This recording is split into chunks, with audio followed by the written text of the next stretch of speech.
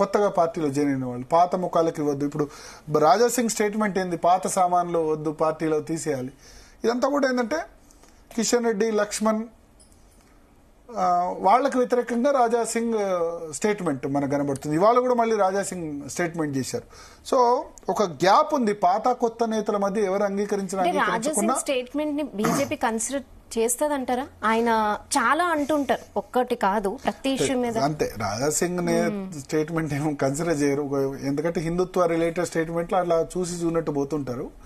But ఆయన comment ను ఆధారంగా చేసుకుని పాత కొత్త నేతలు వీళ్ళ మధ్య గొడవ నడుస్తూనే ఉంటుంది. రెండు రకాల ఆర్గ్యుమెంట్స్ ఉన్నాయి.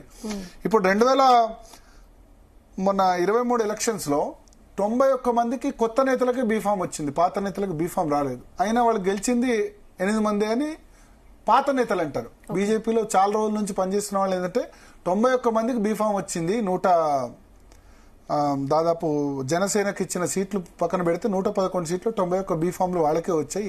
ఏం సాధించారు, ఎందుకు గెలిచారు, మమ్మల్ని ఎప్పుడు పాత నేతలు వీళ్ళు ఎదగనివ్వరు, వేరే పార్టీని ఎదగనివ్వరు, కొత్త నేతలు జాయిన్ కానివ్వరు, నెగలనివ్వరని స్టేట్మెంట్ చేస్తారు కదా అని పాత నేతల అభిప్రాయం.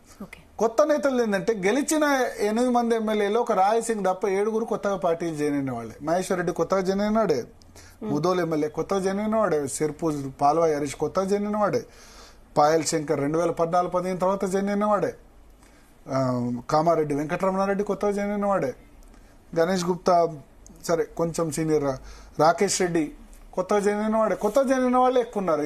ఎంపీలు కూడా కొత్తగా జాయిన్ అయిన వాళ్ళే, అంటే 2014 తర్వాత జాయిన్ అయిన అరవింద్, డికే అరుణ, రఘునందన్ రావు, నాగేష్ వీళ్ళంతా కొత్తగా జాయిన్ అయిన వాళ్ళు కదా. ఈటల రాజేందర్.